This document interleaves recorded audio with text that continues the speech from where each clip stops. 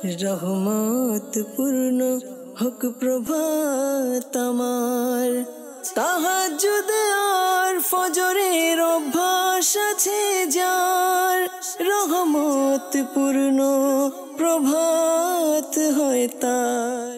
আলহামদুলিল্লাহি রাব্বিল আলামিন, আসসালাতু ওয়াসসালামু আলা সাইয়্যিদিল মুরসালিন, আম্মা বা'দ, ফাউযু বিল্লাহি মিনাশ শাইতানির রাজীম, বিসমিল্লাহির রহমানির রহিম। আসসালাতু ওয়াসসালামু আলাইকা ইয়া রাসূলুল্লাহ ওয়া আলা আলিকা ওয়া আসহাবিকা ইয়া হাবিবাল্লাহ। আসসালাতু ওয়াসসালামু আলাইকা ইয়া নবিয়াল্লাহ ওয়া আলা আলিকা ওয়া আসহাবিকা ইয়া নূরাল্লাহ। মাদানী চ্যানেলের দর্শক শ্রোতা, আলহামদুলিল্লাহ আবার উপস্থিত হয়েছি রহমতপূর্ণ প্রভাত অনুষ্ঠানে। যে যেখান থেকে আমাদের অনুষ্ঠান দেখছেন, দূরে কিংবা কাছে, দেশে কিংবা প্রবাসে, সকল দর্শককে জানাই আন্তরিক মোবারকবাদ। নবী রহমত শফি উম্মত সাল্লাল্লাহু তাআলা আলাইহি ওয়াসাল্লামের আলিশান ফরমান, যে ব্যক্তি সকালে এবং সন্ধ্যায় আমার উপর তিনবার করে দুরূদ শরীফ পাঠ করবে, আল্লাহ তাবারক ওয়া তাআলা ওই ব্যক্তির ওই দিন ও রাতের গুনাহকে ক্ষমা করে দিবেন।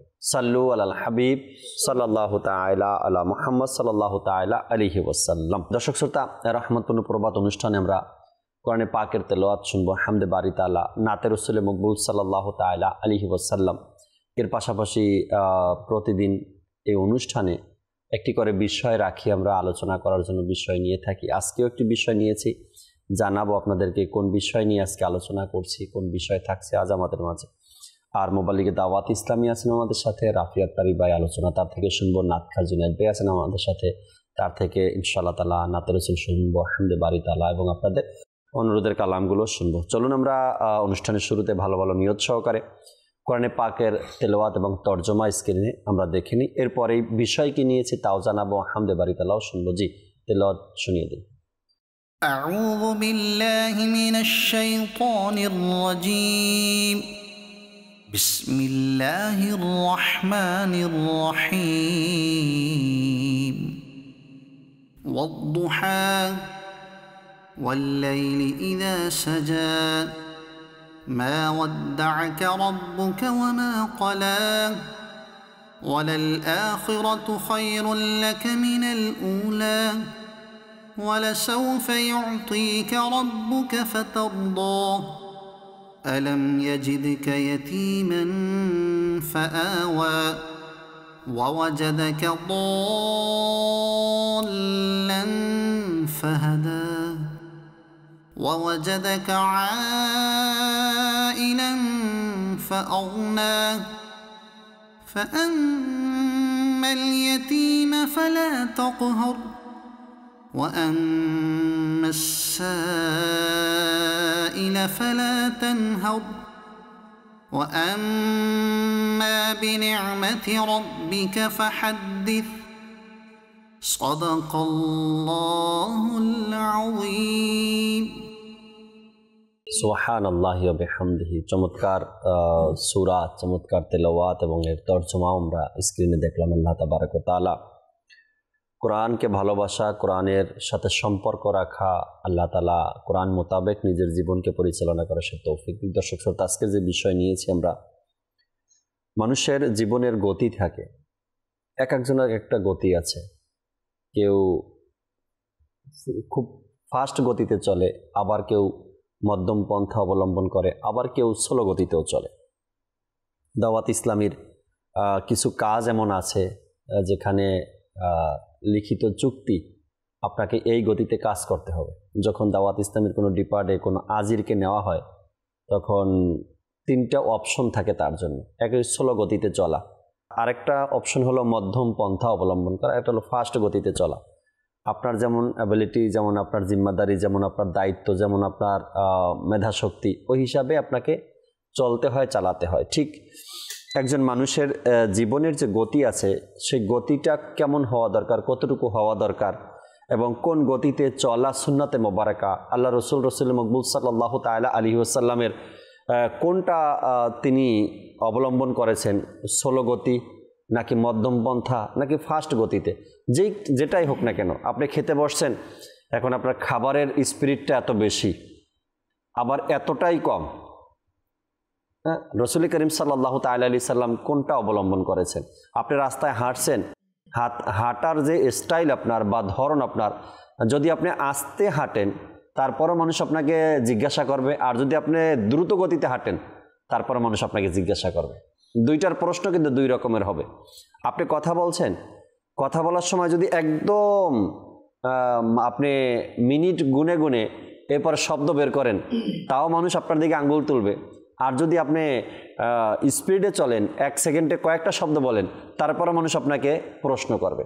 অর্থাৎ না স্পিড না স্লো গতি, মধ্যম পন্থা নিয়ে আল্লাহ রসুল সাল্লাল্লাহু তাআলা আলাইহি সাল্লাম কি বলেছেন এবং এ সম্পর্কে হাদিসে মোবারকার মধ্যে কি এসেছে, আজকে তাই আলোচনা শুনবো আমরা।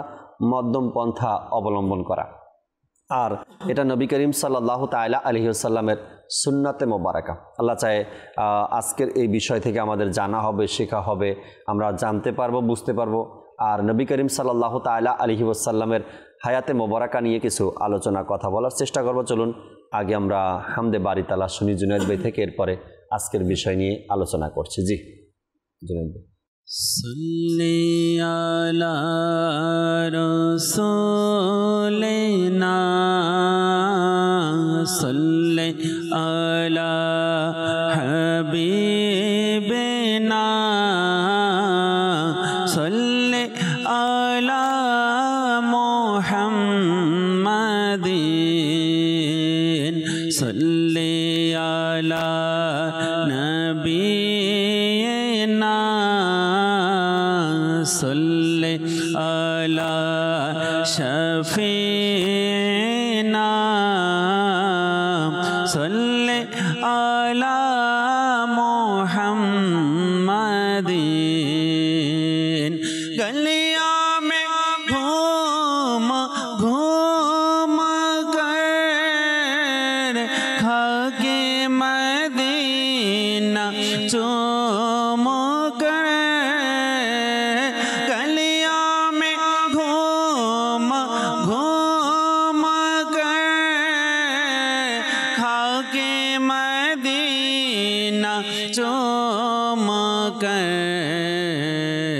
आँखों से हम लगाएंगे, सीने से हम लगाएंगे, आज नहीं तो कल सही। सल्ले अला रसूलिना सल्ले अला हबीबिना सल्ले अला मुहम्मदिन। हस्बी रब्बी जल्लल्लाह मा फी क़ल्बी गैरुल्लाह नूर मोहम्मद सल्लल्लाह ला इलाहा इल्लल्लाह। हस्बी रब्बी जल्लल्लाह मा फी क़ल्बी गैरुल्लाह नूर मोहम्मद सल्लल्लाह ला इलाहा इल्लल्लाह। तब तारे मुस्तफा इस्लाम पेलो ए धरा, तब तारे मुस्तफा इस्लाम पेलो ए धरा, बल्ल धर्म ही नेहरा ला इलाहा इल्लल्लाह। हस्बी रब्बी जल्लल्लाह मा फी क़ल्बी गैरुल्लाह नूर मोहम्मद सल्लल्लाह ला इलाहा इल्लल्लाह। প্রিয় নবীর কাছে এসে আবু জেহেল বলল হেসে, নবী হলে বলল মোরে হাতে মুঠোয় কি আছে। প্রিয় নবীর কাছে এসে আবু জেহেল বলল হেসে, নবী হলে বল মোরে হাতে মুঠোয় কি আছে।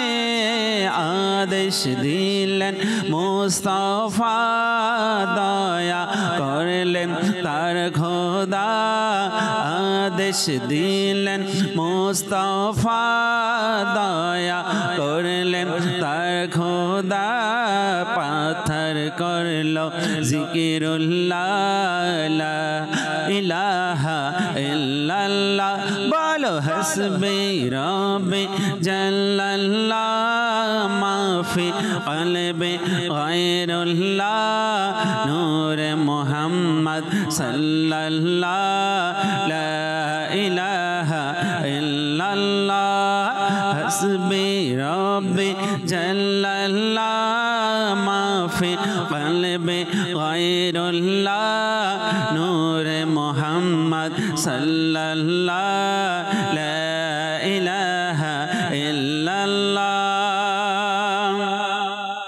প্রিয় বোনকে বললেন মোর বলো নাকি করছিলে আমার আশার পূর্বে কি চুপে চুপে পড়ছিলে প্রিয় বোনকে বললেন মোর বলো নাকি করছিলে আমার আশার পূর্বে কি চুপে চুপে পড়ছিলে প্রিয় বোন পড়লেন যখন কুরআন শুনে ওমর তখন পড়লেন মধুর এই কালেমা লা ইলাহা ইল্লাল্লাহ হসবি রব্বি জাল্লাল্লাহ মাফি কলবি গায়রুল্লাহ নূরে মুহাম্মদ সাল্লাল্লাহ লা ইলাহা ইল্লাল্লাহ প্রিয় বিলাল হাবশিকে ভালোবাসেন প্রিয় নবী দুনিয়ার সকল আশিকে তিনি হলেন নয়নমণি প্রিয় বিলাল হাবশিকে ভালোবাসেন প্রিয় নবী দুনিয়ার সকল আশিকে তিনি হলেন নয়নমণি সইতেন তিনি কষ্ট কত রাখতেন বুকে পাথর কত সইতেন তিনি কষ্ট কত রাখতেন বুকে পাথর কত পড়তেন তবু এই কালেমা লা ইলাহা ইল্লাল্লাহ বলো হসবি রব্বি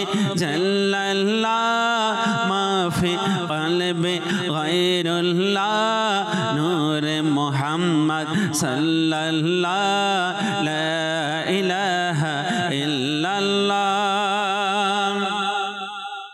আমার নবীর যারা গোলাম হতে মহান তাদের শান গৌসে আজম হোক না তিনি হোক না আহমদ রাজা খান আমার নবীর যারা গোলাম হতে মহান তাদের শান গৌসে আজম হোক না তিনি হোক না আহমদ রাজা খান মনে পড়ে কি সে কথা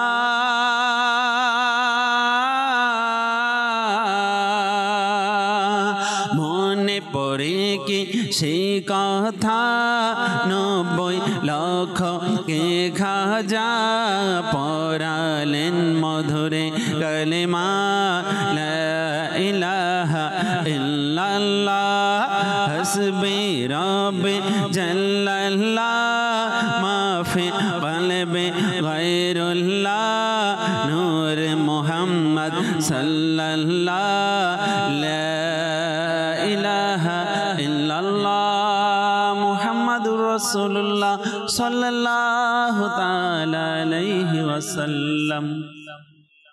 সুবহানাল্লাহ, চমৎকার কালাম আমরা শুনলাম। আল্লাহ তাবারক ওয়া তাআলা এভাবে করে নিজের জবানকে আল্লাহ তাআলার প্রশংসায় হামদে বারি তাআলা পাঠ করা, কোরআনে পাকের তেলাওয়াত করা, জিকির করা, এই ইবাদতের মধ্যে নিজের জবানকে যেন আমরা যেন তরুতাজা রাখতে পারি, আল্লাহ তাআলা সে তৌফিক আমাদেরকে দান করুক। দর্শক শ্রোতা, আজকের যে বিষয় আমরা নিয়েছি মধ্যম পন্থা অবলম্বন করা। কোরআনে পাকের মধ্যেও কয়েকটি আয়াতের মধ্যে মধ্যম পন্থা অবলম্বন করার কথা আল্লাহ তাবারাক ওয়া তাআলা বলেছেন কোরআনে পাকের মধ্যেও, এবং হাদিস শরীফের মধ্যে রাসূল আকরাম সাল্লাল্লাহু তাআলা আলাইহি ওয়াসাল্লামেরও ইরশাদে মোবারকা এসেছে মধ্যম পন্থা অবলম্বন করা। এবং রাসূল সাল্লাল্লাহু আলাইহি সাল্লামের গোটা জীবনীতে যখন আমরা অধ্যয়ন করব তো দেখব রাসূল সাল্লাল্লাহু আলাইহি সাল্লাম তার জীবনীতে মধ্যম পন্থা অবলম্বন করে গেছেন, এবং সাহাবা একরাম আলাইহিমুর রিদওয়ানগণ আল্লাহওয়ালা ব্যক্তিরাও এই মধ্যম পন্থাকে ভালোবাসতেন। আর আফিয়াত তারি ভাই আমাদের সাথে আছেন, আমরা শুরুতে তার থেকে কিছু আলোচনা, কিছু কথা শুনি, এরপর আল্লাহ চায় নাতে রাসূল মকবুল সাল্লাল্লাহু আলাইহি সাল্লাম আমরা শুনবো। হুজুর, আজকের বিষয় মধ্যম পন্থা অবলম্বন করা। আলহামদুলিল্লাহি রাব্বিল আলামিন ওয়াস সালাতু ওয়াস সালামু আলা খাতামিন নাবিয়্যিন। আলহামদুলিল্লাহ, আল্লাহর নবী রাসূল সাল্লাল্লাহু আলাইহি সাল্লামের সুন্নতে মুবারাকা আজকে নেওয়া হয়েছে। অনেকগুলো সুন্নতে মুবারাকা থেকে একটি প্রধান সুন্নতে মুবারাকা, আর যেটা এই জামানায় খুব দরকার, মধ্যম পন্থা। তো ইসলাম একটা ভারসাম্যপূর্ণ জীবন ব্যবস্থা, এখানে না ছাড়াছাড়ি, না বাড়াবাড়ি, না উগ্রতা আছে। তো সব কিছুকে দূরে ঠেলে দিয়ে ইসলাম মধ্যম পন্থা তথা ভারসাম্যপূর্ণ জীবন ব্যবস্থাকে লিড দিচ্ছে। তো এই মধ্যম পন্থা এমন নয় যে শুধু আমি ইবাদতের ক্ষেত্রেই জারি রাখবো, এই মধ্যম পন্থা জীবনের প্রতিটি ক্ষেত্রে প্রয়োজন। জি হ্যাঁ, ইবাদতের ক্ষেত্রে প্রয়োজন, নেকির ক্ষেত্রে প্রয়োজন, সব জায়গাতে, সংসার জীবন এবং সামাজিক কর্মকাণ্ড সব জায়গায় এই মধ্যম পন্থা প্রয়োজন। তো আল্লাহ তাআলার প্রিয় হাবিবুল হাবিব সাল্লাল্লাহু আলাইহি সাল্লাম আমাদেরকে জানিয়েছেন যে কিভাবে এই মধ্যম পন্থা অবলম্বন করতে হয়। তার মাহবুব, তার মাওলা রব আযজা ওয়া জাল্লা আমাদেরকে কুরআনুল কারীম ফুরকানুল হামিদে ইরশাদ করেছেন যে কোন কোন জায়গায় কিভাবে আমাদেরকে মধ্যম পন্থা অবলম্বন করতে হবে। তো ইসলাম নিঃসন্দেহে ভারসাম্যপূর্ণ জীবন ব্যবস্থা, যেখানে আধ্যাত্মিকতা এবং জাগতিক জীবনের মধ্যে একটি সুস্থ ভারসাম্য বজায় রাখা হয়। চরমপন্থা এখানে পরিহার করা হয়। এমন আছে না যে আমি একেবারে একটা কিছু করেই ফেলবো, এটা করাই দরকার, উগ্রতার দিকে আস্তাগফিরুল্লাহ ধাবিত করা, এটা ইসলাম সাপোর্ট করে না। ইসলামের সহজীকরণ এবং বাড়াবাড়ির যেই ব্যাপারটা রয়েছে এর পরিবর্তে মিতচার এবং সংযমকেই উৎসাহিত করে, অর্থাৎ মধ্যম পন্থাকেই উৎসাহিত করে। আর এর বাস্তব উদাহরণগুলো যদি আমরা রহমতে দু আলম সাল্লাল্লাহু আলাইহি ওয়াসাল্লামের দিকে নজর দেওয়ার চেষ্টা করি তবে আমরা পাই আল্লাহ নবী রাসূল সাল্লাল্লাহু আলাইহি সাল্লাম খাবারের ক্ষেত্রে, হাঁটা চলার ক্ষেত্রে, ইবাদতের ক্ষেত্রে আমাদেরকে উৎসাহিত করেছেন যেন মধ্যম পন্থা অবলম্বন করি। যেমনটি কুরআনুল কারীম ফুরকানুল হামিদে আল্লাহ সুবহানাহু ওয়া তাআলা ইরশাদ করেন, যার অনুবাদ, তোমরা পানাহার করো, খাও, পানাহার করো, কিন্তু অতিরিক্ত থেকে বিরত থাকো যেন অপচয় হয়ে না যায়। আল্লাহ তাআলার প্রিয় হাবিবুল হাবিব রহমতে দু আলম সাল্লাল্লাহু আলাইহি ওয়াসাল্লাম ইরশাদ করেন, যা বুখারী শরীফে এসেছে, তোমরা আমলের মধ্যে মধ্যম পন্থা অবলম্বন করো, বাড়াবাড়ি করো না। সকাল সন্ধ্যা ইবাদতের জন্য বের হয়ে পড়ো এবং রাতের কিছু অংশেও তোমরা অবশ্যই মধ্যম পন্থা রক্ষা করো, তাহলে গন্তব্যে পৌঁছাতে পারবে। সুবহানাল্লাহ, সুবহানাল্লাহ। তো এখন যদি আমার একটা খায়েশ চলে আসে, আমার একটা জোশ চলে আসে, আর আমি নিয়ত করে ফেলি যে আজকে আমি সারা রাত ইবাদত করবো, এখন সারা রাত ইবাদত করলাম তো সকালের আস্তাগফিরুল্লাহ খবর নেই, তো এই যে আমি একটা বাড়াবাড়ি করে ফেললাম হঠাৎ করে, এটা আমার জন্য বাড়াবাড়ি। আউলিয়া কামিলিন যারা, তাদের ক্ষেত্রে তো অন্য হিসাব, তারা তো রাতকে রাত দাঁড়িয়ে দাঁড়িয়ে ইবাদত করেছে। কিন্তু আমার জোশ আসছে, আমি আজকে রাত সারা রাত নামাজ পড়লাম, কিন্তু কালকে সারা দিনের ফরজ নামাজের খবর নেই। তো সেই ক্ষেত্রে আমার জন্য অনেক বড় রিস্কি। তারপরে আমি ইবাদত করব, দান করব, এখন এমন হয়ে যায় যে আমার পকেটে যা আছে তাই কি দিয়ে দিলাম। তো এই ক্ষেত্রেও রহমতে দু আলম সাল্লাল্লাহু আলাইহি ওয়াসাল্লাম ইরশাদে কারিমা আছে, কুরআনুল কারীমে আল্লাহ তাআলার নির্দেশ রয়েছে যে এমনভাবেও যেন আমরা দান না করি যে দানের পরে অপরের কাছে গিয়ে আমার হাত পাততে হবে। তার মানে এখানেও আমাদের মধ্যম পন্থা। তারপরে আমি আমার ঘর সংসারের দিকে যদি লক্ষ্য করি, আমি আমার সন্তানদেরকে পরিচালনা করছি, ঘরের বাজার করছি, এখন আমি এমন করলাম যে এই মাসে আমার খুব ভালো লাগতেছে, হ্যাঁ আমার বার্থডে পড়ে গেছে এই মাসে, বা আমার প্রিয়তমার হয়তো অ্যানিভার্সারি আমাদের, বা আমার সন্তানদের কোনো না কোনো একটা অকেশনের বা কোনো না কোনো একটা গুরুত্বপূর্ণ প্রোগ্রাম, এখন আমি টার্গেট করলাম যে এই মাসে পুরাপুরি বাস জাঁকজমকপূর্ণ বাজার আমি করে নিব, আমি আমার ঘরের যা যা প্রয়োজন নিয়ে নিব। পরবর্তী সময়ে 20 তারিখের পরে গিয়ে আমি খালি হয়ে গেলাম, তখন আবার আল্লাহ না করে কবরের কাছে আমার হাত পাততে হবে। তো মোট কথা, আমার আপনার ইবাদত রিয়াজাত জীবনকে পরিচালনার ক্ষেত্রে সর্বদা এই মধ্যমপন্থা অবলম্বন করতে হবে। আর যদি এটা না করি তবে আমি ক্ষণে ক্ষণে কি করব, পস্তাবো আর বিপদগামীদের ক্ষতিগ্রস্তদের অন্তর্ভুক্ত হব। যেমন যদি আমরা পূর্ববর্তীদের দিকে তাকাই, আমাদের পূর্ববর্তী যারা এসেছিলেন তাদের জামানার দিকে যদি তাকাই, এক একজন নবী আলাইহিস সালাম গণের, মুসা আলাইহিস সালাম কিংবা ঈসা আলাইহিস সালাম গণের, ইব্রাহিম আলাইহিস সালাম গণের, এই যে ওনারা আসলেন, ওনাদের কওমের মধ্যে, ওনাদের অনুসারীদের মধ্যে এমন অনেকেই ছিল যারা বাড়াবাড়ি করেছিল। ঈসা আলাইহিস সালামকে নিয়ে মাআযাল্লাহ কত বাড়াবাড়ি করেছে, ধ্বংস হয়ে গিয়েছে। তো আমরাও এখানে যেন বাড়াবাড়ি না করি। তো আজকে হয়তো জোশ আছে, কালকে এটা বা 5 মিনিট পরে থাকবে, গ্যারান্টি নেই, না থাকার সম্ভাবনায় বেশি। তো সেই জোশের মাথায় কিছু একটা করে ফেললাম, অর্থাৎ বাড়াবাড়ি। মধ্যমপন্থা এই সুন্নতে মুবারাকাকে ডিনাই করলাম, আস্তাগফিরুল্লাহ, আর বাড়াবাড়ি করে ফেললাম। তো এই হিতের বিপরীতে যা হবে তা আমার এবং আমার সমাজ, আমার পরিবারের জন্য এটা অভিশপ্ত হিসেবেই কি এমনটা করার আগে একবার ভাবা উচিত যে আমি যেভাবে চলছি ইসলাম এটার ব্যাপারে কি বলে, কোরআন ও হাদিস এ ব্যাপারে কি বলে, আমি যেভাবে চলছি বা আমি যে কাজগুলো করছি, যে গতিতে করছি, ইসলাম এবং শরিয়ত এ ব্যাপারে আমাকে কি হুকুম দিচ্ছে বা আমার হুকুম কি রয়েছে। রাসূল করিম সাল্লাল্লাহু আলাইহি সাল্লামের কথা বলার ধরন কেমন ছিল, আমার নবী সাল্লাল্লাহু তাআলা আলাইহি সাল্লাম তো ওইটাই অবলম্বন করেছেন যেটা আল্লাহ পছন্দ করতেন, তাই না, যেটা ইরশাদ হয়েছে। সাহাবা একরাম বলেন আল্লাহ রসুল মকবুল সাল্লাল্লাহু তাআলা আলাইহি সাল্লাম যখন কথা বলতেন তো তার প্রত্যেকটা শব্দ গণনা করা যেত, প্রত্যেকটা ওয়ার্ড গোনা যেত, আল্লাহ রসুল কয়টা শব্দ বলেছেন। এরপর বলা হয় আল্লাহ রসুল সাল্লাল্লাহু আলাইহি সাল্লাম যখন কথা বলতেন তার নুরানি জবান যখন নড়ত, সাহাবা একরাম এমনভাবে বসে সেই কথাগুলো শুনতো, যদি তার পাখি এসেও তাদের উপরে বসে, পাখি তারপরে নড়াচড়া করবে না, মনে হবে না এটা মানুষ আছে, আল্লাহু আকবার, মনে হবে না এত এমনভাবে গভীরভাবে সাহাবা একরাম সেই আলোচনা শুনতেন আর এত মনোমুগ্ধকর আলোচনা সেখানে করতেন। এমন হতো না আল্লাহ রসুলের কথার মধ্যে এক শব্দ শেষ হওয়ার আগে আর এক শব্দ, এটা কখনো হতো না। এক শব্দের পরে আর এক শব্দটার জন্য অপেক্ষা দীর্ঘ সময়, এটাও হতো না। অর্থাৎ মধ্যম পন্থা অবলম্বন করে আল্লাহ রসুল সাল্লাল্লাহু আলাইহি সাল্লাম কথা বলতেন। এই যে এক সুন্নতে মোবারকা, মহান সুন্নতে মোবারকা, যখন এটাকে আমরা ধারণ করে নিতে পারবো বা নিজের মধ্যে নিয়ে নিতে পারবো, এটা কিন্তু আমাদের একটা মূল পুঁজি। জি আমার বৈশিষ্ট্য, আমার ব্যক্তিত্ব প্রকাশের একটা মূল মাধ্যম হচ্ছে মানুষের ম্যানার্সের মধ্যে একটা বিষয়, এটা তাই না, কথা বলার ধরনটা সুন্নাত মোতাবেক যদি হয়। আমাদের কিবলা শাইখে তরিকাত আমির আহলে সুন্নাত দামাত বারাকাতুহুল আলিয়াকে দেখেন, সুবহানাল্লাহ, আমিরুল সুন্নাত মাদানী মুজাকারায় ঘন্টার পর ঘন্টা বসে আছেন, এমন স্পিড পাবেন না, আবার এত কথা এমন ভাবে বলবে না যে দর্শক যারা আছে ঘুমিয়ে গেছে, এটাও পাবেন না, তাই না। তিনিও মধ্যম পন্থা অবলম্বন করে মাদানী মুজাকারায় ঘন্টার পর ঘন্টা আলোচনা করছেন। এই জন্য এই সুন্নাতে মোবারকাকে আঁকড়ে ধরা উচিত আমাদের, না। রাসূল করিম সাল্লাল্লাহু তাআলা আলাইহি সাল্লাম এবং তার সাহাবা একরাম আলাইহিম রিদওয়ানরা এই মধ্যম পন্থা অবলম্বন করেন এবং তাদের সেই মধ্যম পন্থা অবলম্বনের কিন্তু রীতি রেওয়াজ এখন পর্যন্ত আল্লাহওয়ালা ব্যক্তিরা, নেককাররা ধরে রেখেছেন। রাসূল করিম সাল্লাল্লাহু তাআলা আলাইহি সাল্লাম সাহাবা একরামের সামনে এক ব্যক্তির সাথে কথা বলতেছিলেন, যার সাথে কথা বলছেন আল্লাহ রসুলের সামনে ওই ব্যক্তি বলতেই আছে। সাহাবা একরাম একে অপরের সাথে কানাকানি শুরু করলেন, দেখো আল্লাহ রসুলের সামনে বলতেই আছে, এ তো থামছে না, মানে এত বলতেছে, কোনো আর কাউকে চান্স দিচ্ছে না, জি। এরপরে যখন তার বলা শেষ হলো আল্লাহ রসুল মুস্কি হাসলেন, এরপর সেখান থেকে যখন সেও চলে গেল, সাহাবা একরাম আল্লাহ রসুলের সাথে ব্যাক করে চলে আসলেন। তখন সাহাবা একরাম জিজ্ঞাসা করলেন, ইয়া রাসূলুল্লাহ, এই লোকটা যে আপনার সামনে এত বললো, মানে এ তো বলতেই আছে, আপনার সুযোগ দিচ্ছে না। তখন রাসূল করিম সাল্লাল্লাহু আলাইহি সাল্লাম বললেন যে এর কথা কেউ শুনে না, তোমরাও তো বিরক্ত হয়েছ, এই লোকটার কথা কেউ শুনতে চায় না, যেমনি তোমরা বিরক্ত হয়েছ এমনি যদি আমিও বিরক্ত হই, আমিও যদি তার কথা না শুনি, সে যাবে কোথায়? আল্লাহ।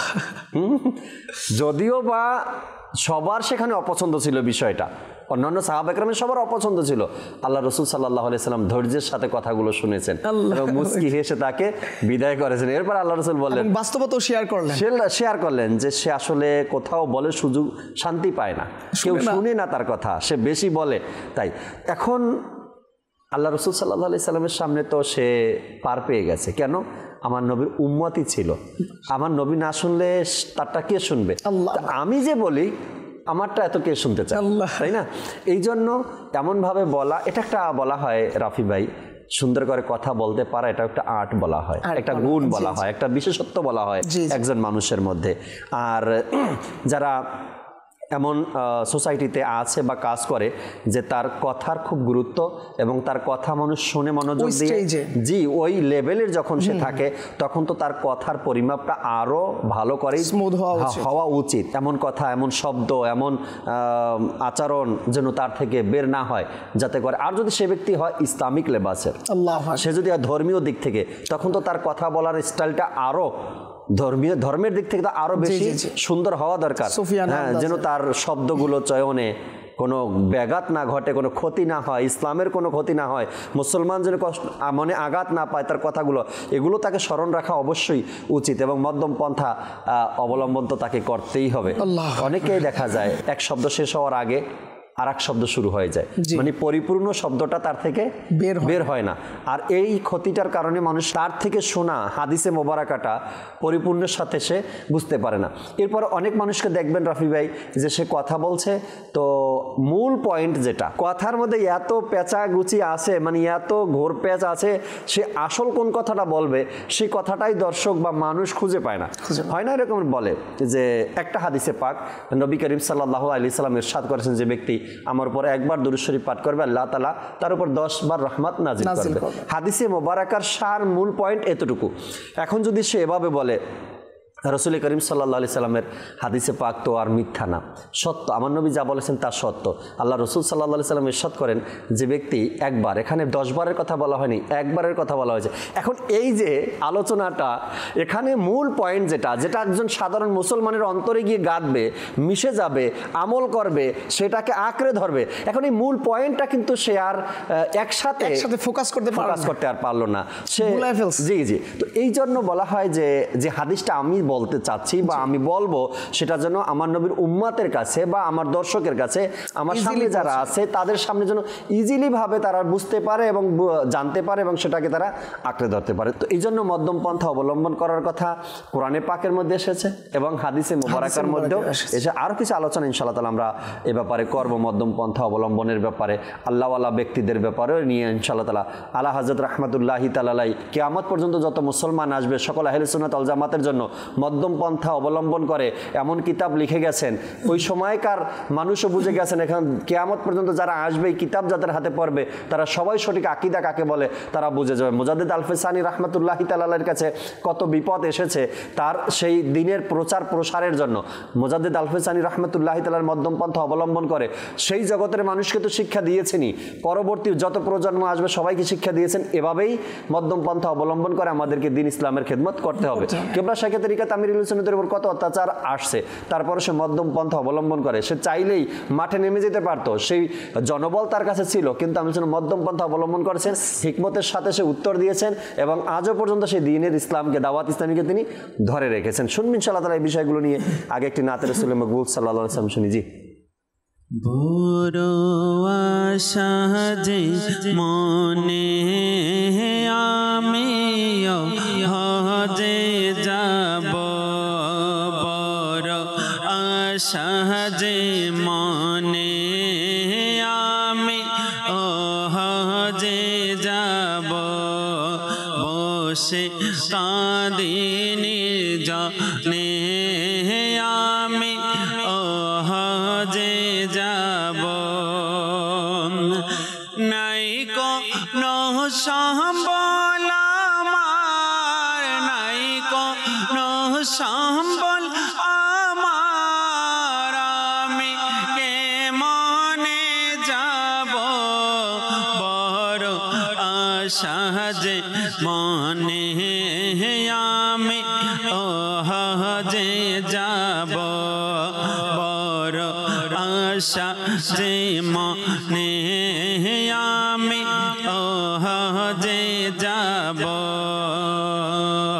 মক্কা গিয়ে করব আমি কাবার তাওয়াফ, মক্কা গিয়ে করব আমি কাবার তাওয়াফ কাবার সামনে কেঁদে কেঁদে চাইব গো নামাজ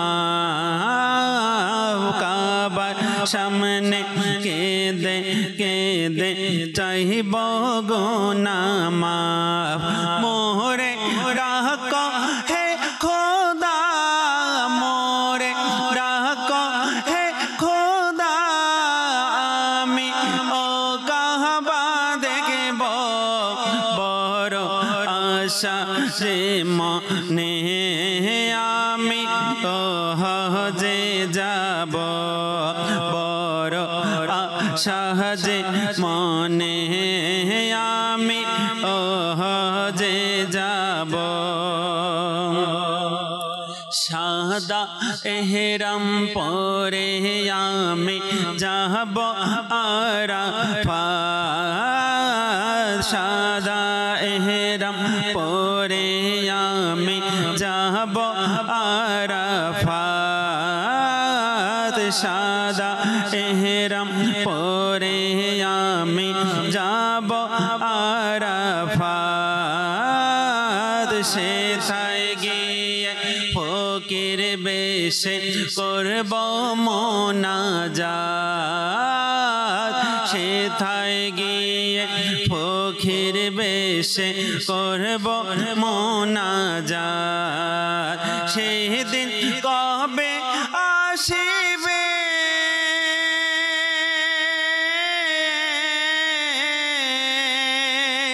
সেদিন কবে আসিবে সেদিন কবে আসিবে আমি কবে যে যাব বড় আশা যে মনে আমি ওহ যে যাব বড় আশা যে মনে আমি ওহ যে যাব কবে দেখব ওই মদিনার সোনালি প্রান্তর কবে দেখব ওই মদিনার সোনালি প্রান্তর কবে তাহার শীতল হাওয়ায় জোড়াব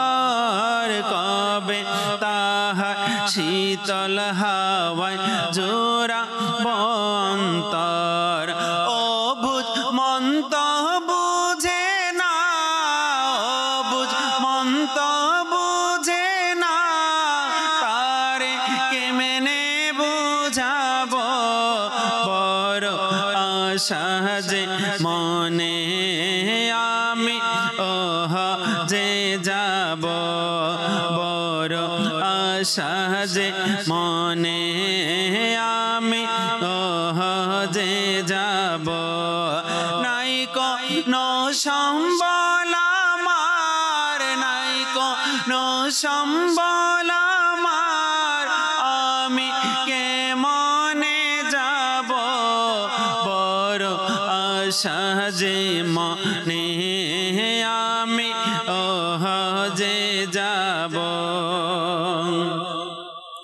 মক্কা থেকে যাব আমি সোনার মদিনা মক্কা থেকে যাব আমি সোনার মদিনা সবুজ গম্বুজ দেখে মন পাবে সান্ত্বনা সবুজ গম্বুজ দেখে মন পাবে সান্ত্বনা আমার মনের বেদনা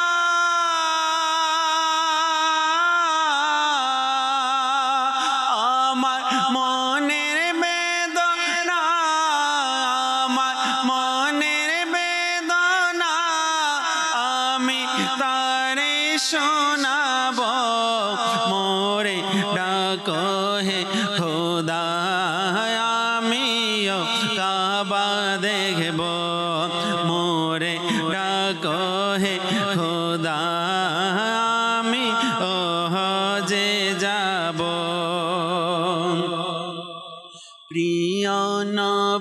কাছে আমি করব আবেদন মদিনায় আসে যেন এই পাপের মরণ প্রিয় নবীর কাছে আমি করব আবেদন এই মদিনায় আসে যেন এই পাপের মরণ তোমার শাফাত পেলে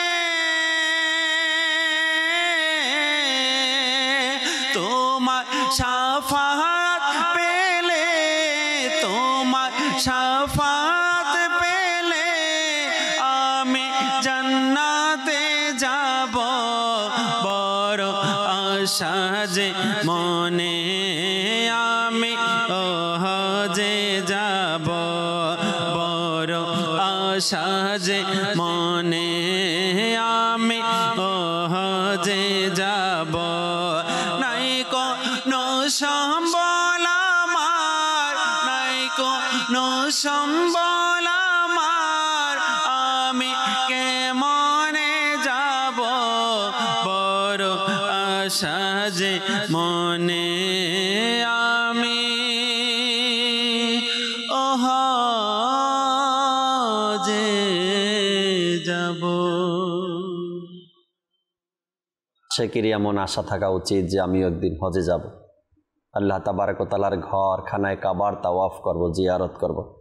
আল্লাহ তাবারক ওয়া তাআলা কবুল করে নিক। আল্লাহ তাআলার দয়ায় মাদানী চ্যানেল বাংলার যে অনুষ্ঠান হয়েছিল জ্ঞান পরীক্ষা, আর এখানে যাদের টিকিটের এলান হয়েছিল তাদের আরও কিছু ইসলামী ভাই এই মুহূর্তে মক্কাতুল মুকাররমায় আছেন, তারা উমরার উদ্দেশ্যে সফরে গেছেন। আল্লাহ পাক তাদের এই সফরকে কবুল করে নিক। দর্শকের কিছু কল রয়েছে আমাদের সাথে, কয়েকটা কল শুনি, এরপরে একটা ভিন্ন বিষয়ে আলোচনা করার কিছু কথা বলার চেষ্টা করব। জি, কল শুনিয়ে দিন।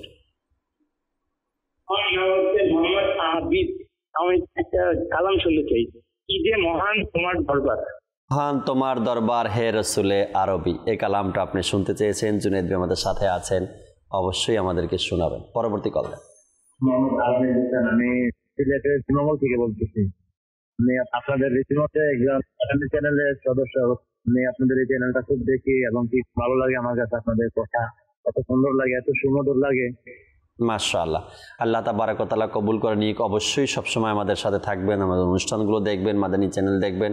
আল্লাহ চায় পরিবর্তন নিজের হবে, পরিবারের সবাইকে দেখান, পরিবারের মানুষেরও পরিবর্তন হবে। আল্লাহ চাই ইনশাআল্লাহ। পরবর্তী কল দেন। আমার নাম হলো মোহাম্মদ মোকসেদ আলী। আমার আজকে অনুরোধ একটা নাচ শুনবো, মাটির বাড়ি মাটির ঘর মাটির হবে বিছানা। এই নাচটা শুনে দিলে খুশি হইতাম। মাটির বাড়ি মাটির ঘর মাটির হবে বিছানায় কালাম, এই গজল আপনি শুনতে চেয়েছেন, শোনাবো, সাথেই থাকুন। পরবর্তী কল। আমার নাম মোহাম্মদ মহসিন মিয়া, নড়াইল জেলা। আমি আপনাকে চ্যানেলটা দেখতেছি। আমি মাদানী চ্যানেলের নিয়মিত অনুষ্ঠান শুনি এবং আমাদের জন্য একটু দোয়া করবেন। আরো বেশি বেশি ভালো ভালো অনুষ্ঠান একটু দেবেন, যাতে আমরা দেখে আরো বেশি ইবাদত বন্দেগী করতে পারি। মাশাআল্লাহ, চমৎকার কথা বলছেন। ভালো অনুষ্ঠান যদি আপনার কোনো আইডিয়া থাকে, আপনার কোনো পরামর্শ থাকে, তবে আপনার মাদানী চ্যানেলের প্রতি মঙ্গলবার দিন মাগরিবের পরে যে অনুষ্ঠান হয় আপনার মাদানী চ্যানেল, ওই অনুষ্ঠানে আপনি পরামর্শ দিতে পারবেন। আপনার পছন্দের অনুষ্ঠান কোনটা, কোন অনুষ্ঠান আসলে ভালো হয়, কোন অনুষ্ঠান করলে ভালো হয়, ওই অনুষ্ঠানে আপনার মাদানী চ্যানেলে পরামর্শ দিবেন এবং সেই মোতাবেক আল্লাহ চায় মজলিস কাজ করবে। যেহেতু আপনি আরও ভালো অনুষ্ঠান কিছু দেখতে চান, আপনারা হয়তো কোনো আইডিয়া থাকতে পারে, কোনো পরামর্শ থাকতে পারে, অবশ্যই আমাদেরকে জানাবেন। পরবর্তী কল দেন। আমি মোহাম্মদ আসলাম। আমি একটি গজল শুনতে চাই, মরণের যন্ত্রণা ভুলিব কেমন ইয়া রাসূলুল্লাহ। মরণের যন্ত্রণা কিভাবে সইব ইয়া রাসূলুল্লাহ, এই কালামটি আপনি শুনতে চেয়েছেন, এক দুই পংক্তি আমরা শোনাবো। পরবর্তী কল দেন। আমি মোহাম্মদ বিশু। আমরা সবসময় দেখি আপনাদের এই চ্যানেলগুলো আমার খুব পছন্দনীয়। আমরা সবসময় তো আপনাদের চ্যানেল দেখি। আপনাদেরকে ধন্যবাদ। মাশাআল্লাহ, আল্লাহ তাবারক ওয়া তাআলা আপনাদের এই অংশগ্রহণকে, আপনাদের এই অভিমতকে, আপনাদের এই উৎসাহকে আল্লাহ তাআলা কবুল করে নিক। সাথেই থাকবেন সবসময়, আশা রাখি ইনশাআল্লাহ তাআলা। যারা কল করছেন শুকরিয়া আদায় করছি। দর্শক, যে ভিন্ন বিষয় নিয়ে একটু কথা বলার চেষ্টা করব এখন, সেটা হলো দাওয়াত ইসলামী আলহামদুলিল্লাহ মধ্যম পন্থা অবলম্বন করে। দাওয়াত ইসলামী অতিরিক্ত কিছু করে না এবং এমনভাবেও ঘুমিয়ে ঘুমিয়ে চলে না যে 2030 সালের টার্গেট 2040 সালে গিয়ে আমাদের পূর্ণ হবে, এভাবেও দাওয়াত ইসলামী চলে না। দাওয়াত ইসলামীর টার্গেট একটা জামিয়াতুল মদিনা থেকে প্রতি বছর দাওরা হাদিস কমপ্লিট করে ছাত্র বের হবে, প্রতি বছর বের হচ্ছে। এটা চায় না কি এক বছরে 2 বেচ ফারেক হোক, এটা দাওয়াত ইসলামী চায় না।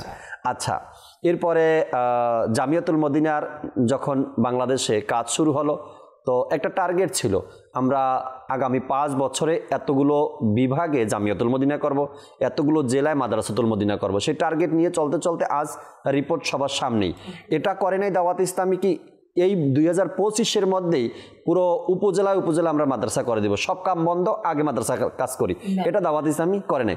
দাওয়াত ইসলামী বোঝা গেল মধ্যম পন্থা অবলম্বন করে, আলহামদুলিল্লাহ রাব্বিল আলামিন। এর এই ধারাবাহিকতায় দাওয়াত ইসলামী আলহামদুলিল্লাহ, দর্শককে বলবো গতকালকে হয়তো আপনারা সোশ্যাল মিডিয়াতে দেখেছেন, দাওয়াত ইসলামীর উদ্যোগে যে প্রতি বছর 3 দিনের সুন্নাতে ভরা ইজতেমা অনুষ্ঠিত হয়। আল্লাহ তাআলার দয়া আলহামদুলিল্লাহ ডেট ফাইনাল হয়ে গেছে, লোকেশন ফাইনাল হয়ে গেছে, এবং গতকাল যে শুক্রবার গিয়েছে জুম্মার নামাজের পরে আনুষ্ঠানিকভাবে উদ্বোধনের কাজও কমপ্লিট হয়েছে। জুনায়েদ ভাইও ছিলেন, রাফি ভাইও ছিলেন। আল্লাহ পাক চায় ইনশাআল্লাহ তাবারাক ওয়া তাআলা আগামী মাসে অর্থাৎ ডিসেম্বরের 24, 25, 26 তারিখে বুধ, বৃহস্পতি, শুক্রবারে ইনশাআল্লাহুল কারীম আপনাদের সবার উপস্থিতিতে দাওয়াত ইসলামের এই 3 দিনের সুন্নাতে ওয়ারা ইজতেমা আল্লাহ চাই ইনশাআল্লাহ তাআলা আমরা করব, আল্লাহ চাই। 3 দিনের ইজতেমা হবে আবারো ঢাকায়, কাফেলারি ঢাল নিয়ে চলো না সবে ঢাকায়। ইজতেমা হবে ঢাকায়, ইজতেমা হবে ঢাকায়, ইজতেমা হবে ঢাকায়, ইজতেমা হবে ঢাকায়। 3 দিনের ইজতেমা হবে আবারো ঢাকায়, কাফেলারি ঢাল নিয়ে চলো না সবে ঢাকায়। গ্রামে গঞ্জে সবখানে, স্কুল কলেজের মাঠে, গ্রামে গঞ্জে সব দিকে, স্কুল কলেজের মাঠে, একে অপরকে বলো চলো সবে ইজতেমায়। 3 দিনের ইজতেমা হবে আবারো ঢাকায়, কাফেলারো ঢাল নিয়ে চলো না সবে ঢাকায়।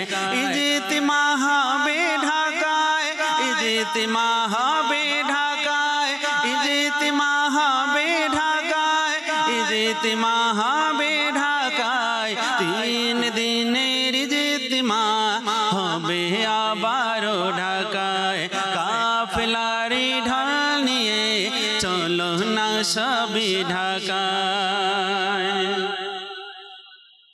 কাফেলার ঢল নিয়ে বাংলাদেশের বিভিন্ন জেলা উপজেলা থেকে আশেকানে রসুল 3 দিনের ইজতেমাতে ইনশাআল্লাহ তাআলা অংশগ্রহণ করবেন। সবাই ঢাকা, ঢাকার বাহিরে, চট্টগ্রাম, উত্তরবঙ্গ, দক্ষিণবঙ্গ সবাই আল্লাহ চাই ইনশাআল্লাহ তাবারাক ওয়া তাআলা 3 দিনের সুন্নাতে ভরা ইজতেমায় অংশগ্রহণ করছেন আপনারা। তবে চাইলে আপনারা আমাদেরকে কমেন্টসেও জানাতে পারেন কে কোন জেলা থেকে আসতেছেন, কত গাড়ি নিয়ে আসতেছেন। তবে প্রতি বছর আমাদের যে টার্গেটগুলো থাকে, যদি আপনার জেলা থেকে 2024-এ ঢাকার ইজতেমায় 1 বাস, উদাহরণ দিচ্ছি আমি, 1 বাস আসে, তবে 2025-এর ইজতেমায় কমপক্ষে 2 বাস আসা উচিত। তবে এটা যদি 2 বাস যদি না আসে, তবে মধ্যমপন্থা অবলম্বন হলো না, তাই না? নর্মাল হয়ে গেল না কাজটা। একটা বছর ঘুরে গেল, আমি সেই 50 জন নিয়ে গেলাম, আবার 1 বছর পরে ইজতেমাতে এখন আমি 60 বা 70 জন নিয়ে আসলাম, তবে এটা নর্মাল একটা পজিশন। আপনাকে যদি মধ্যমপন্থা অবলম্বন করতে হয়, তবে 12 মাসে ডাবল করা উচিত, 50-এর জায়গায় 100 করা উচিত, 1 বাসের জায়গায় 2 বাস করা উচিত। তবে আল্লাহ চাই ইনশাআল্লাহ তাবারাক ওয়া তাআলা এর মাধ্যমে যে দাওয়াত ইসলামীর খিদমত আমরা দেখছি। গতকালকে জহির ভাই খুব চমৎকার একটা কথা বলছেন যে ইজতেমাকে শুধু ইজতেমা যেন আমরা না দেখি, এটা দিনী খেদমতকে প্রচার প্রসারের অনেক বড় এক মাধ্যম। এখানে আপনি যে 50 জন মানুষ নিয়ে আসছেন, কে জানে 50 জনের মধ্যে একজন এমন আসবে, সে ইজতেমায় এসে দাওয়াত ইসলামীর কাজ দেখে আপনাকে বলবে যে আমি আমার এলাকাতে, আমার জায়গা থেকে, আমার সম্পত্তি থেকে আমি 1 বিঘা সম্পত্তি দাওয়াত ইসলামীর মাদ্রাসা মসজিদের জন্য দিতে চাই, তাই না? কে জানে কাজের উন্মোচন। জি জি জি জি। এই যে আমি 5-10 জনকে নিয়ে আসলাম, এমনও তো থাকতে পারতো যারা কিনা বিগত বছরগুলোতে, মাসগুলোতে, দিনগুলোতে খুব একটা ইবাদত বন্দেগী কিংবা সুন্নতের উপর আমলকারী ছিলেন না, অ্যাক্টিভ ছিলেন না। তো আসলো এখানে, জজবা পেলো, সবার একসাথে তাহাজ্জুদ, নফল ইবাদত, বিভিন্ন দার্স বয়ানের মাধ্যমে সে টার্গেট করলো যে আমি আমার বাসায় যাব, ইবাদতের ধারাবাহিকতা রাখবো এবং অপরকেও নেকির দাওয়াত আমি দিতে থাকবো। তো এইভাবে কিন্তু কি হলো, এই ইজতেমার মাধ্যমে উনি নিজেকে সংশোধন করলো, সমাজকে সংশোধন করলো, এবং আপনি যেটা বললেন নতুন নতুন শাখা উন্মোচন। এখন আমার কাছে আছে 10 বিঘা, জি, এখন আমি 2 বিঘা দিয়ে দিলাম, রাইট। এখন আমি এই যে দিব, এখানে আসলে দিনী পরিবেশে আসলে হয়তো উৎসাহ আসতে পারে তার। হুজুর আমার মধ্যে কোয়ালিটি আছে ফর এক্সাম্পল, কিন্তু আমি প্ল্যাটফর্ম খুঁজে পাচ্ছি না, এই কোয়ালিটি কিন্তু থাকবে না। তো আমি যদি প্ল্যাটফর্ম পাই তবে কোয়ালিটি তো থাকবে, আরো কিছু অ্যাড হবে। এখন দাওয়াত ইসলামী 3 দিনের সুন্নাত পর ইজতিমাকে একটা প্ল্যাটফর্ম হিসেবে তৈরি করেছে, যেখানে আশিক রাসূল আসবে, সুন্নাত শিখবে, ইশকে মুস্তাফা পাবে, আর তা তাদের নিজ নিজ অঞ্চলে কি করবে, অঞ্চলে গিয়ে প্রতিষ্ঠিত করবে, প্রসার করবে ইনশাআল্লাহ তাবারাক ওয়া তাআলা। আলোচনা করছিলাম দর্শক শ্রোতা মধ্যম পন্থা নিয়ে, আর দাওয়াত ইসলামী আলহামদুলিল্লাহ ওই গতিতেই চলে মধ্যম পন্থায়। এমনটাও ঘুমিয়ে চলে না যে 2030 এটা 40-এ পৌঁছে যাবে টার্গেট, আবার এতটাও বেশি স্পিডে চলে না দাওয়াত ইসলামী।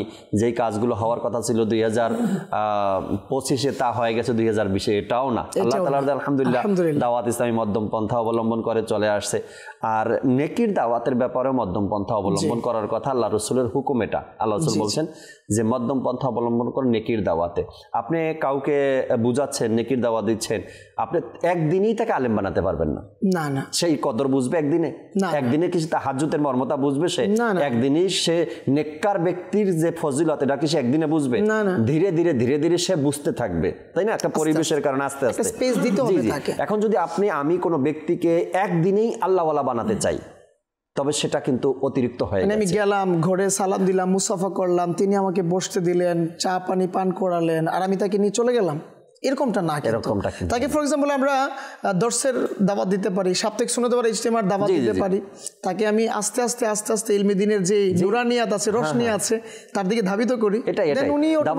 দাওয়াত ইসলামী যেইভাবে যে পন্থায় কাজ করছে সেটা তাকে জানাতে হবে।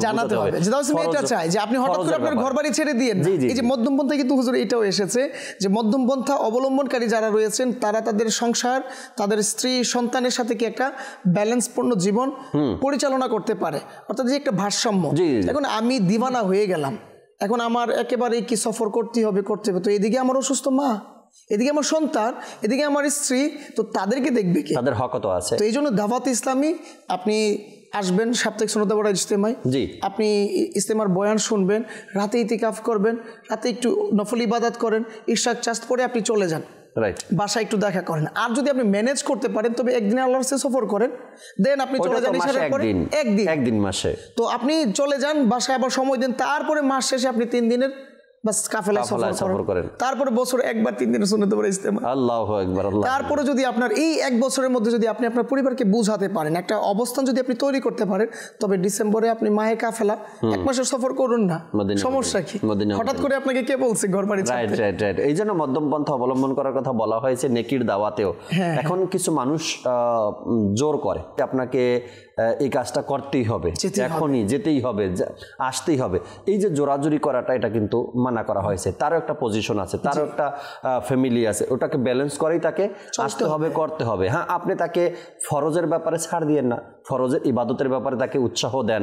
হাদিসে পাকে ফরজ ইবাদতের ব্যাপারে যে উৎসাহ আসছে তা শুনান, তাকে আযাবের কথা শুনান, কিন্তু সেজন্য নামাজ পড়ে, নামাজের জন্য তাকে আপনি সাথে নিয়ে যেতে পারেন। আপনার কথা মানে শুনে আর কি আমার খুব মানে বাস্তবতার দিকে আমি চলে যাচ্ছিলাম। আমার এক ইসলামী ভাই, ওনার পারিবারিক কিছু ইস্যু আছে, উনি টানাটান মহব্বতকারী, মাশাআল্লাহ, প্রত্যেক সাপ্তাহিক সুন্নাত ওয়াল ইজতিমায় আসছেন, ইতিকাফ করছেন, ইশরাক চার্জ পর্যন্ত সময় দিচ্ছেন।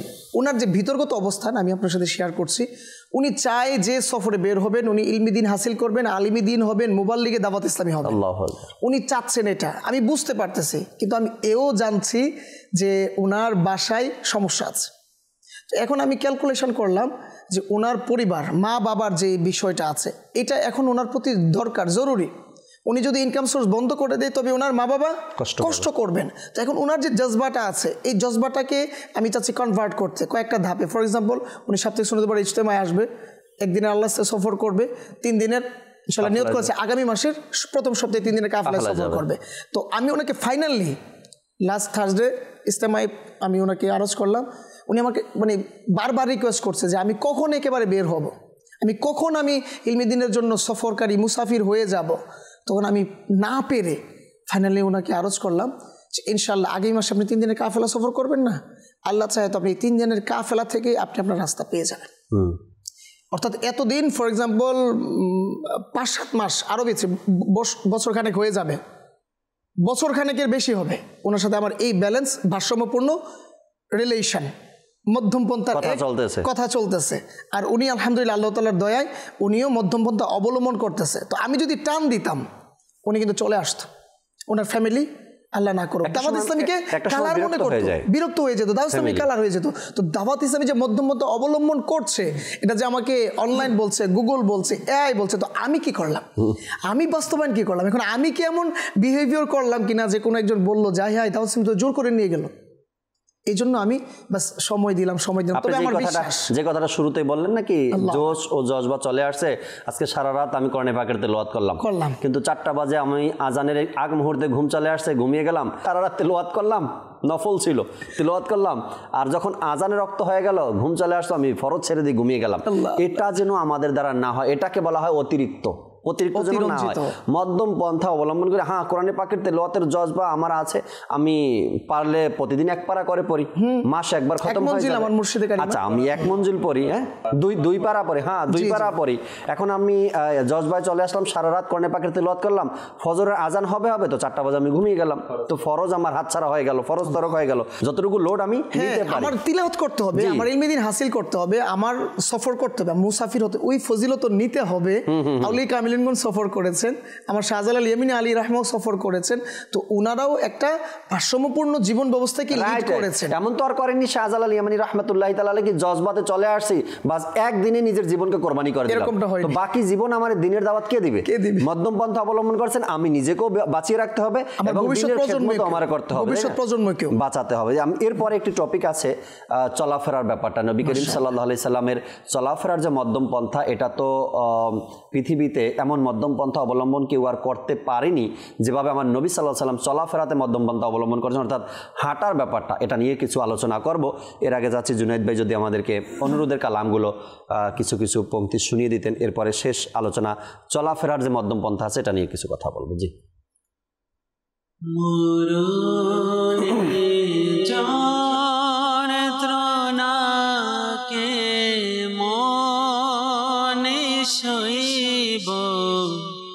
ইয়া রাসূলুল্লাহ মরণে যন্ত্রণা কে মনে সইব, ইয়া রাসূলুল্লাহ অন্ধকার কবরে কে মনে রইব, ইয়া রাসূলুল্লাহ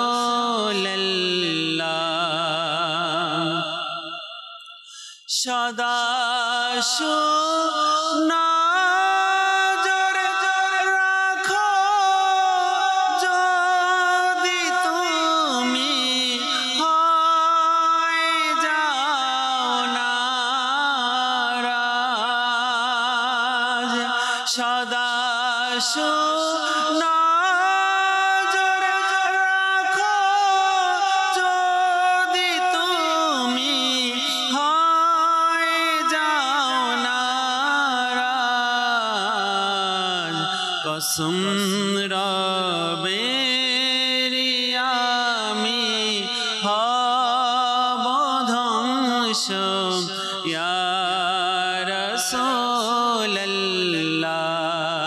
কসম রবেরি আমি হব ধ্বংস, ইয়া রাসূলুল্লাহ সামান্য গরম এখানে আমি সইতে পারি না, সামান্য মাথা ব্যথা হলে আমি সইতে পারি না, কবরের আযাব আমি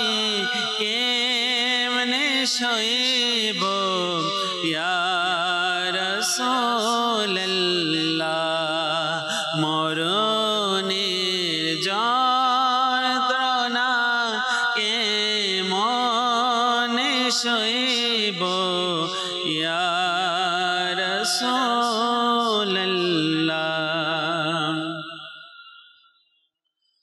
মাটির ঘর মাটির বাড়ি মাটির হবে বিছানা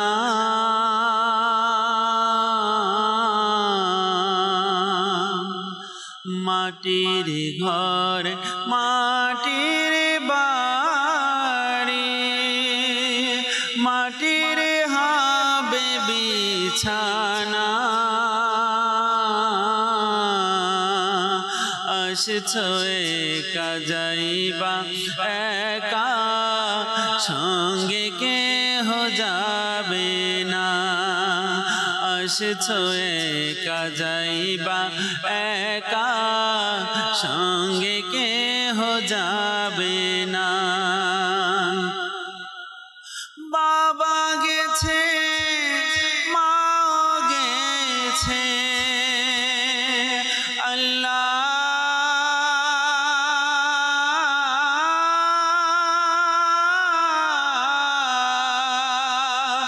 বাবা গেছে মাও গেছে কেউ তো ফিরে আসলো না আসছো একা যাইবা একা সঙ্গে কেহ যাবে না মাটির ঘর মাটির বাড়ি মাটির হবে বিছানা আসছো একা যাইবা একা সঙ্গে কেহ যাবে না কি যে মহান তোমার দরবার রসুলে আরবি কি যে মহান তোমার দরবার রসুলে আরবি তোমার দরবার দয়ার ভণ্ডার রসুলে আরবি অসহায় দে তুমি সহায় রসুলে আরবি আকা অসহায় দে তুমি সহায় রসুলে আরবি তুমি নবীদে রোসেদার রসুলে আরবি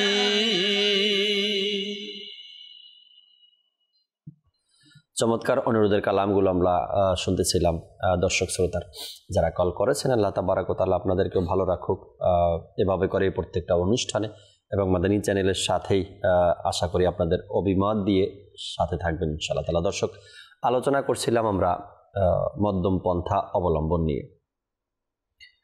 নবী করিম সাল্লাল্লাহু তাআলা আলাইহি ওয়াসাল্লামের যে চলাফেরার কথাগুলো সিরাতে মুস্তাফার মধ্যে এসেছে। মাকতাবাতুল মদিনার চমৎকার এক কিতাব সিরাতে মুস্তাফা। আর রাসূল সাল্লাল্লাহু আলাইহি সাল্লামের এই চলাফেরা হাঁটা, আমরাও তো হাঁটি, কখনো আমরা এমনভাবে হাঁটি মানুষ যদি আমাদেরকে দেখে তো জিজ্ঞাসা করে, ভাই কোনো অসুবিধা আপনার, অসুস্থ আপনি? মানে হাঁটার স্টাইলেই মনে হয় কি আমি দুর্বল ভাবভঙ্গি নিয়ে হাঁটি। আচ্ছা, কিছু মানুষ এভাবে হাঁটে কি হাঁটার স্টাইলে মনে হয় কি যে কোথাও মারামারি লাগছে, কোনো বিপদ হচ্ছে, এমনভাবে এত স্পিডে হাঁটে, হয়তোবা তার শরীরে লেগে দুই একজন রাস্তার মধ্যে ধাক্কাও খেয়েছে, কষ্টও পেয়েছে, এভাবে এত স্পিডে এত গতি নিয়ে হাঁটে। তো এই যে দুইটা পন্থা আছে, আপনার খুব স্লো গতিতে হাঁটা, মানুষ রোগী মনে করে, এবং খুব দ্রুত গতিতে হাঁটা, মানুষ জিজ্ঞাসা করে কোনো বিপদ হয়েছে কিনা। আচ্ছা, হাঁটার সময় আমাদের অনেকের আবার বুক ফুলিয়ে হাঁটার, হ্যাঁ জুনায়েদ ভাই, রাফি ভাই, বুক ফুলিয়ে হাঁটার এক অহংকার বশত যেভাবে হাঁটে ওভাবে হাঁটার মানুষের অভ্যাস আছে। ওই সব মানুষকেও মানুষ আবার প্রশ্ন করে বা কথা বলা বলি করে, দেখো হাঁটার স্টাইল কেমন, বুক ফুলিয়ে এরপরে হাঁটে।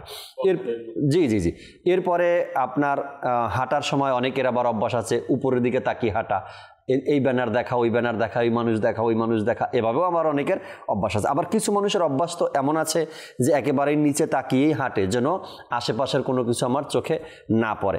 এই যে বিষয়গুলো আছে যেগুলো এড়িয়ে চলার কথা বলা হয়েছে। রসুল করিম সাল্লাল্লাহু আলাইহি সাল্লামের হাঁটার পদ্ধতি কেমন ছিল? আল্লাহ রসুল যখন হাঁটতেন তো মধ্যম পন্থা অবলম্বন করতেন। আচ্ছা, এমনভাবে হাঁটতেন সাহাবা একরাম আলাইহিমুর রিদওয়ান অনেক পিছিয়ে পড়ে থাকতো না। আবার এমনভাবে হাঁটতেন সাহাবা একরাম আগে চলে যেত না। এভাবে আল্লাহ রসুলের হাঁটার গতি ছিলেন মধ্যম পন্থা। আল্লাহ রসুল যেই গতিতে হাঁটতেন তো সাহাবা একরাম, কিছু সাহাবা একরাম তো প্রথম সারিতে থাকতেন, কিছু সাহাবা একরাম পিছনে থাকতেন। নবী সাল্লাল্লাহু আলাইহি ওয়াসাল্লাম না লম্বা না বেটে, আবার যখন সবার সাথে দাঁড়াতেন উনি উঁচু দেখাতেন। সুবহানাল্লাহি ওয়া বিহামদিহি। উনার ক্ষেত্রে এসেছে মধ্যম পন্থা, না লম্বা না বেটে। তার মানে উনার পুরো বৈশিষ্ট্য, পুরো আখলাক, পুরো জিন্দেগি কতটা ব্যালেন্সপূর্ণ ছিল, আর আমাদের জন্য কতটা ব্যালেন্সপূর্ণ। সাইয়েদে আলা হযরত রাহমাতুল্লাহি তাআলা এভাবে চমৎকার লেখেন, আমরা হাঁটার সময় কিন্তু অটোমেটিকলি আমাদের শারীরিক যে গঠন বা আমাদের যে শরীরের স্পিরিট, ওই হিসাবে আমরা হাঁটলে কিন্তু হাত আমাদের ঝুলবেই। হাতে যদি কোনো কিছু না থাকে হাঁটার সময় কিন্তু হাত ঝুলে। তো আলা হযরত রাহমাতুল্লাহি তাআলা বলেন, আল্লাহ রসুল সাল্লাল্লাহু আলাইহি সাল্লাম যখন হাঁটতেন আর তখন যখন হাত ঝুলতো, তো ওটাও এত স্পিডে ছিল না যে আশেপাশের মানুষের গায়ে লাগবে বা কেউ কারোর সাথে টাচ লাগবে বা না। এবং আল্লাহ রসুল সাল্লাল্লাহু আলাইহি ওয়াসাল্লাম যখন হাত ঝুলাতেন হাঁটার সময় মধ্যম পন্থা অবলম্বন করতেন, এবং ডান হাতটা এদিকে আসতো, বামের দিকে যেত, এরপর পিছনে যেত, বাম হাতটা ডানের দিকে যেত, এরপর পিছনের দিকে আসতো। অর্থাৎ আমাদের হাঁটার স্টাইল কিন্তু আমরা নিজেও কখনো চেক করিনি।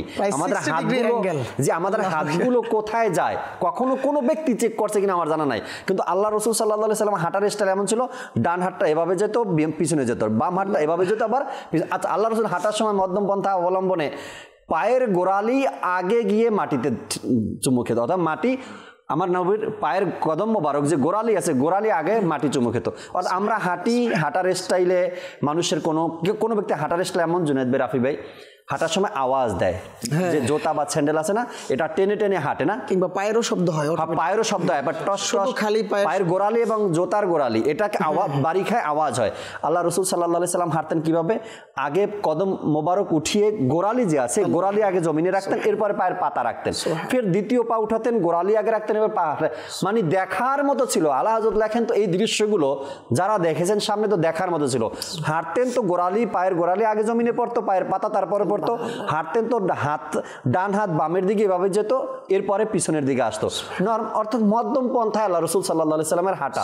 এবং যদি ডানে সাহাবা একরাম থাকতেন তো আল্লাহ রসুল সাল্লাল্লাহু আলাইহি সাল্লামের তাকানোগুলো আবার আমরা যেভাবে রাস্তায় হাঁটলে এদিকে তাকায় ওদিকে তাকায়, ব্যানার দেখি, মানুষ দেখি, কে আসলো, আল্লাহ রসুল কীভাবে হাঁটতেন? কখনো কথা বলতে বলতে হাঁটতেন তো ডানের সাহাবীর দিকে আস্তে করে মুখ ফিরাতেন, মুস্কি হাসতেন, আবার বামের দিকে যারা আছেন তাদের দিকে তাকাতেন, তাদের দিকে কথা বলতেন, আবার মুস্কি হাসতেন। তো এই মধ্যম পন্থা অবলম্বন করেই নবী করিম সাল্লাল্লাহু আলাইহি সাল্লাম ইসলামের এত বিজয় এনে দিয়ে গেছে। এত উগ্রতা ছিল না, ওইখানে বাড়াবাড়ি ছিল না, ওইখানে কমতিও ছিল না, তারপরে ওই সময় পুরো সাম্রাজ্য ইসলামের সুশীতল ছায়া তুলেছিল, আলহামদুলিল্লাহ। আর আজকে এই সিচুয়েশনে এসে আমরাও চাচ্ছি আমাদের ভূখণ্ড কিংবা আমরা ইসলামের সুশীতল ছায়া চলে আসে। তবে এখন আমি নিজেকে প্রশ্ন করি, আমি কি ওই মধ্যম পন্থা, ওই ভারসাম্যপূর্ণ জীবন ব্যবস্থায় পৌঁছাতে পারলাম কিনা, আমি আমার পরিবারকে পৌঁছাতে পারলাম কিনা, আমার অধীনস্থদেরকে পৌঁছাতে পারলাম কিনা, দেন না ইন ফিউচার আমি এসব কিছু করবো। তো যেখানে ভারসাম্যপূর্ণ জীবন ব্যবস্থা নেই, রহমতুল দু আলম সাল্লাল্লাহু আলাইহি ওয়াসাল্লাম ওই আজিম উরশান সুন্নতি মুবারাকা মধ্যম পন্থা নেই, সেখানে কল্যাণ থাকতে পারে না, রাইট। আর তাদের দ্বারাও ইসলামের কিছু হতে পারে না। সুবহানাল্লাহ ওয়া বিহামদিহি। আল্লাহ রাসূল সাল্লাল্লাহু তাআলা আলাইহি সাল্লাম তো এটাই শিক্ষা দিয়েছেন আমাদেরকে। আল্লাহ রাসূল একটা হাদিসে পাক আমরা বারবার শুনি, মা আয়েশা সিদ্দিকা তৈয়বা তাহেরা রাদিয়াল্লাহু তাআলা আনহার কাছে কেউ এসে জিজ্ঞাসা করলেন, বেশিরভাগ সময় তো আপনি আল্লাহ রসুলের সাথেই কাটিয়েছেন, শেষ মুহূর্তগুলো আপনিই ছিলেন, আল্লাহ রসুল সাল্লাল্লাহু আলাইহি সাল্লামের আখলাকে মোবারকার ব্যাপারে যদি একটু আমাদেরকে বলতেন, কেমন ছিল আমার নবীর আখলাকে মোবারকা। মা আয়েশা সিদ্দিকা রাদিয়াল্লাহু তাআলা আনহা কি উত্তর দিয়েছেন, কি তোমরা কি কোরআন পড়ো না? পড়ি তো পুরো কোরআনটাই আমার নবীর আখলাকে কারিমা। তো আয়েশা সিদ্দিকা রাদিয়াল্লাহু তাআলা আনহা কি বলেন যে পুরো কোরআনটাই আমার নবীর আখলাকে কারিমা, যা আলোচনা করা কি তো দেখ, জি জি পরে দেখো, পরে তো দেখ শান ও শওকত মানে ইশকে রাসূল নিয়ে কোরআন তো পড়ো, পড়লে না পাবা তুমি যে কি আছে এই কোরআনের মধ্যে। তো আমি বলতেছিলাম যে রাসূল করিম সাল্লাল্লাহু আলাইহি সাল্লামের সেই মধ্যম পন্থা কোরআন ইরশাদ করে, আমার নবীর মধ্যম পন্থা কোরআন বলে দেয় যে আমার নবী এইভাবে মধ্যম পন্থা জীবন অবলম্বন করেছেন। এত না সহায় সম্পত্তি আল্লাহ রসুল জমা করে রেখেছেন যে আমার ভবিষ্যৎ প্রজন্ম যারা আসবে তারা খাবে, আর না আল্লাহ রসুল সাল্লাল্লাহু আলাইহি সাল্লাম এমনভাবে জিন্দেগি অতিবাহিত করেছেন কি অপরের কাছে গিয়ে হাত পাততে হয় না, এভাবে আল্লাহ রসুল জিন্দেগি, হ্যাঁ যতটুকু আমরা শুনি এটা উম্মতকে শিক্ষা দেওয়ার জন্য, আমার নবীর গরিব উম্মত যেন এটা ভাবতে না পারে আমার নবী তো শান শওকত আল্লাহ জিন্দেগি অতিবাহিত করে গেছে, আমি তো গরিব, এটা যেন উম্মত বলতে না পারে। এই জন্য আল্লাহ রসুলের যা শুনি আমরা এটা শুধু উম্মতকে শিক্ষা দেওয়ার জন্য, জি জি আমাদের জন্য। আচ্ছা আল্লাহ রসুল, আপনি যেটা বললেন যে আল্লাহ রসুল যখন দাঁড়াতেন সবার সামনে তখন আল্লাহ রসুলের উচ্চতা সবার উপরে, কিন্তু হাইটে বোঝা যেত না কি আল্লাহ রসুল অনেক লম্বা, এটা কিন্তু ছিল না। আচ্ছা আল্লাহ রসুল সবার উপরে, স্যার মোবারক সবার উপরে, জি। আচ্ছা পোশাক পরিধানের ব্যাপারটা দেখেন, আমি আগে বলছি আল্লাহ রসুল সাল্লাল্লাহু আলাইহি সাল্লাম ওই জিন্দেগি অবলম্বন করেননি কি আমার অনেক অঢেল সম্পদ আছে, আবার এটাও নাকি আমার কারো কাছে হাত পাততে হয়, এটা আল্লাহ রসুল মধ্যম পন্থা ছিলেন। যখন কারোর সামনে দাঁড়াতেন তো সবার পোশাকের চাইতে উন্নত পোশাক আমার নবীরটা মনে হতো, কেননা ওসমানে গনি রাদিয়াল্লাহু তাআলা ওই জামানার কেমন বড় লোক ছিলেন, কেমন টাকাওয়ালা ছিলেন, ফারুক আজম কেমন ছিলেন, তাই না? আচ্ছা সিদ্দিক আকবর রাদিয়াল্লাহু তাআলার পরিবার কেমন ছিল, তো সেখানে আল্লাহ রাসূল সাল্লাল্লাহু আলাইহি সাল্লাম তাদের সাথে যখন দাঁড়াতেন তো সবার পোশাকের চাইতে দামি উন্নত এবং স্মার্ট পোশাক আমার নবীর ছিলেন। সিদ্দিক আকবর রাদিয়াল্লাহু তাআলা তিনি কাউকে দাওয়াত দিলেন ইসলাম ধর্ম গ্রহণ করো, তো সিদ্দিক আকবর রাদিয়াল্লাহু তাআলা কে উত্তর দিল যে তুমি কি এটাই চাও যে জীবন তুমি অবলম্বন করছো আমিও ওটা করি, কারণ আমি তো তোমার পরিবারের ব্যাপারে জানি, তোমার বংশধরের ব্যাপারে আমি জানি তোমরা কোন পরিবারের লোক, তুমি সব ছেড়ে আজকে এই পোশাকে আর এই অবস্থায় আসছো। সিদ্দিক আকবর রাদিয়াল্লাহু তাআলা আনহু বলেন চলো তোমার বংশ আর তুমি তোমাদের দামি পোশাক পরে আসো, আর আমাকে আল্লাহ রসুল যেটা দিয়েছেন আমি এটা পরে আসি, মানুষ বলবে কারটা দামি বেশি। এখনো বর্তমানে আল্লাহ রসুলের জমানা ছিল, গোল্ডেন যুগ ছিল না, এখনো বর্তমানে সুন্নতি লেবাস পরে আপনি মাঠে নামেন, আসেন আপনি ফিল্ডে, এবং যারা নিজেদেরকে স্মার্ট বলে তারা আসুক, মানুষ কাকে বেছে নিবে, কাকে সম্মান মানুষ বেশি দিবে, অবশ্যই আল্লাহ রসুলের সুন্নত মোবারকা যার মধ্যে আছে তাকে বেশি সম্মান দিবে, তাই না? এই জন্য আল্লাহ রসুল সাল্লাল্লাহু তাআলা আলাইহি সাল্লামের এই মধ্যম পন্থা, টাকা আছে সেটা কি পোশাকের মাধ্যমে প্রকাশ করতে হবে? এই বিষয়গুলো না বাস্তব মানে আমাদের যারা ইসলামী ভাই আছে তারা কিন্তু শেয়ার করে এইভাবে যে কাফেলায় গেলাম কিংবা সাপ্তাহিক সুন্নতপাড়া ইজতেমায় গেলাম, আর 3 দিনের সুন্নতপাড়া ইজতেমার বাহার তো কোচ আছেই, তো যখন আমরা দাওয়াত ইসলামী ওয়ালাদের সাথে মিশি বসি চলি, তাদের পোশাক সাদা পাগড়ি সাদা পাঞ্জাবি লেবাস, মানে মাঝে মধ্যে খুব কষ্ট লাগে যে আমি এত দাম দিয়ে জিনিস কিনলাম, এত দাম দিয়ে একটি প্যান্ট টি শার্ট নিলাম, আমাকে দেখাই যাচ্ছে না, মানে ছবি উঠাই ভালো ভালো নিয়তে, পরে যখন ছবিকে দেখা হয় যে আমাকে ভালোই লাগতেছে না, অথচ উনি ওনার পোশাক অতটা দামি না, কিন্তু সুন্নতে মুবারাকার কারণে এই পোশাক আলা আফজাল হয়ে গেছে এবং উনি নিজে বলতে বাধ্য হচ্ছে আমার এটার কোনো ভ্যালিউ নেই। তার মানে উনি কেনার সময়টা কতটা গুরুত্বের সাথে কিনেছিলেন, কতটা মূল্য এটার জন্য পরিশোধ করেছিলেন, আর সুন্নতে মুবারাকার সাথে সংমিশ্রণে আসার কারণে কি তার কোনো দামই নেই, মূল্যই নেই। তো এই জন্য আমাদের উচিত ওই রাস্তাটা অবলম্বন করা যেটাতে আমি সব জায়গায় মূল্য পাবো। এখন আমি দামি একটি পোশাক নিলাম, একটা শ্রেণীতে গিয়ে আমি হয়তো একটা দাম পেলাম, মসজিদে গেলাম তো আমার কোনো ভ্যালিউ নাই, আমি সিজদা দিতে পারছি না ভালো করে, রাইট? তো এটা মধ্যমতা হলো না। যদি আমি পাজামা নিতাম, আমি যদি পাঞ্জাবি নিতাম, এমন কোন জায়গা আছে বাংলাদেশে যেখানে পাঞ্জাবি পরা নিষেধ? সব জায়গাতে পড়া, সব জায়গায় আছে। তো আপনি সুন্নতের নিয়ত করুন। আমার মনে আছে 2011-12 কথা হবে, মানে ঢাকারই কোনো একটা কলেজের মধ্যে আমার এক ইসলামী ভাই মহলে নতুন আসছে, তখন তো সবুজ পাগড়ি ছিল, সাদা চাদর ছিল, সুফিয়ানা এক অন্য একটা স্টাইল। এখন সেই কলেজ থেকে একবার বাধা আসছে যে এই লেবাসে কলেজ কিভাবে, মাত্র ইন্টারে ভর্তি হয়েছে। তো এই মোবাল্লিক ইসলামী আমাকে বললো, নেক আমলের জিম্মাদার ছিল ওই সময়, থানা পর্যায়ে বা জেলা পর্যায়ে হবে, তো আমাকে বললো যে জাকির ভাই কলেজ থেকে তো মানা করতেছে। তো আমি বললাম ঠিক আছে, আমি নিজে গিয়ে স্যারের সাথে কথা বলি। ওই টিচার আবার আমারও টিচার ছিল, তো আমি গিয়ে কথা বললাম স্যার কি করবেন এখন? আমরা তো মুসলমান, এখন এটা যদি বাদ দিয়ে আসতে বলেন তাহলে মুসলমানের তো কিভাবে আর বজায় রাখলাম। যদি একটু মহব্বত করেন তবে একটাই ছাত্র, আর সবাই তো আপনার বাধ্যগত, হ্যাঁ একটা ছাত্র শুধু সুন্নতি লেবাস পরে আসবে, উনি পরে অনুমতি দিয়ে দিলেন। আল্লাহ তাআলা 2 বছর ওই একই লেবাসে সেই কলেজের মধ্যে উনি ক্লাস করছেন, কোনো বাধা নিষেধার কারো আসে নাই। তো এই যে মধ্যম পন্থাটা অবলম্বন করা, এটা ঘরেও প্রয়োজন, সমাজে প্রয়োজন, রাষ্ট্রেও প্রয়োজন ভাই। আর যদি ঘরের মধ্যে আপনি মধ্যম পন্থা অবলম্বন করতে না পারেন, সন্তানকে বেশি শাসন করবেন, হাতছাড়া হয়ে যাবে। সন্তানকে শাসনই করবেন না, তাও হাতছাড়া হয়ে যাবে। মধ্যম পন্থা আপনাকে অবলম্বন করতে হবে। আপনি ঘরের মধ্যে বাজারই করবেন না তো ঘর চলবে কেমনে? আবার এত বেশি বাজার করবেন, পরের মাসে না খেয়ে থাকতে হবে। এই যে মধ্যম পন্থা অবলম্বন করতে হবে, তাই না? সমাজের মধ্যে সেইমই, রাষ্ট্রের মধ্যে এটাই করতে হবে। আজকে রাষ্ট্র পরিচালনায় আপনি এত বেশি উৎসাহিত, মানে এত বেশি খরচ করছেন, উন্নতি করছেন, বাজেট শেষ হয়ে গেছে রাষ্ট্রের, তারপর আপনি আগামী মাস কিভাবে রাষ্ট্র চালাবেন? সব জায়গাতেই মধ্যম পন্থা আমাকে অবলম্বন করতে হবে। এত বেশি টাইট দেওয়া যাবে না যে রাষ্ট্র ভেঙে যায়, এত বেশি লুজ করা যাবে না আইন শৃঙ্খলা নষ্ট হয়ে যায়। এই জন্য মধ্যম পন্থা রাসূল করিম সাল্লাল্লাহু আলাইহি সাল্লাম এই মধ্যম পন্থা দিয়েই রাষ্ট্র চালিয়েছেন, এই মধ্যম পন্থা দিয়ে উম্মত চালিয়েছেন, এই মধ্যম পন্থা দিয়ে ইসলাম চালিয়েছেন আমার নবী। এই জন্য এটাকেই আমাদেরকে আঁকড়ে ধরা উচিত, এবং এটার মধ্যে যে ফায়দা রয়েছে, এটার মধ্যে যে উপকারিতা রয়েছে, এর মধ্যে যে ফজিলত রয়েছে, এটাও আল্লাহ চাই ইনশাআল্লাহ তাআলা আমরা দেখবো বা পাবো। আল্লাহ তাবারক ওয়া তাআলা আমাদেরকে আমল করার সেই তৌফিক দিক ইনশাআল্লাহ। আল্লাহ চায় আগামী পর্বে আবারও নতুন কোনো বিষয় নিয়ে দর্শক রাহমাতপূর্ণ প্রভাত অনুষ্ঠানে উপস্থিত হওয়ার চেষ্টা করবো। ততক্ষণ মাদানী চ্যানেলের সাথেই থাকুন। আসুন আমরা যে যেখানে আছি দাঁড়িয়ে সালাতু সালাম পাঠ করি। ইয়া নবী সালাম আলাইকা, ইয়া রাসূল সালাম আলাইকা, ইয়া হাবিব সালাম আলাইকা, সালাওয়াতুল্লাহ আলাইকা, আশকা কাবা মদিনা, ফরশকা কাবা মদিনা, কাবে কা কাবা মদিনা, জন্নাতুল মাওয়া মদিনা, ইয়া নবী সালাম আলাইকা, ইয়া রাসূল সালাম আলাইকা, ইয়া হাবিব সালাম আলাইকা, সালাওয়াতুল্লাহ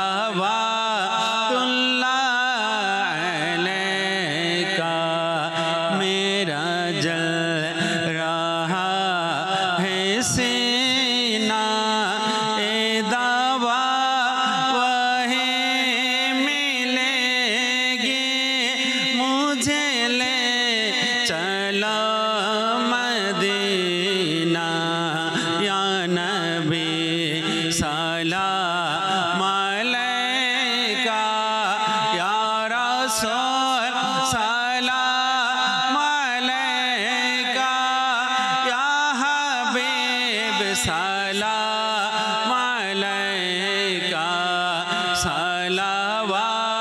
सलावतुल्लाह अलैका। मुस्तफा जाने रहमत पे लाखो सलाम, शम्अ बज में हिदायत पे लाखो सलाम, गौसे आज़म इमाम मोतका वन्ना का, गौसे आज़म इमाम मोतका वन्ना का, जलवाए शान कुदरत पे लाखों सलाम, मुस्तफा जाने रहमत पे लाखों सलाम, शम्अ बज में हिदायत पे लाखों सलाम, डाल दे क़ल्बों में अज़माते मुस्तफा सैयदी आला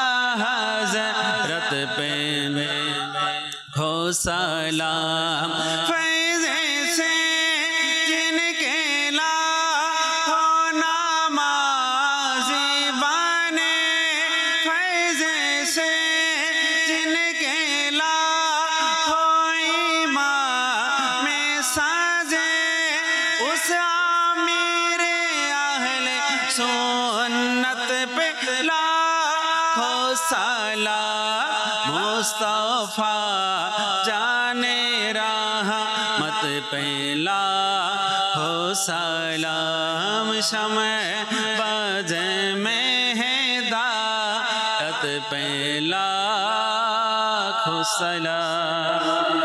अस्सलातु वस्सलामु अलैका या रसूलल्लाह, अस्सलातु वस्सलामु अलैका या हबीबल्लाह, सुब्हानका अल्लाहुम्मा व बिहम्दिका ला इलाहा इल्ला अंता अस्तगफिरुका व अतूबु इलैक। सुब्हानका अल्लाहुम्मा व बिहम्दिका ला इलाहा इल्ला अंता अस्तगफिरुका व अतूबु इलैक। सुब्हानका अल्लाहुम्मा व बिहम्दिका ला इलाहा इल्ला अंता अस्तगफिरुका व अतूबु इलैक। अस्सलातु वस्सलामु अलैका नबी अल्लाह व अला आलिका व अस्हाबिका या नूर अल्लाह। ला इलाहा इल्लल्लाहु मुहम्मदुर रसूलुल्लाह।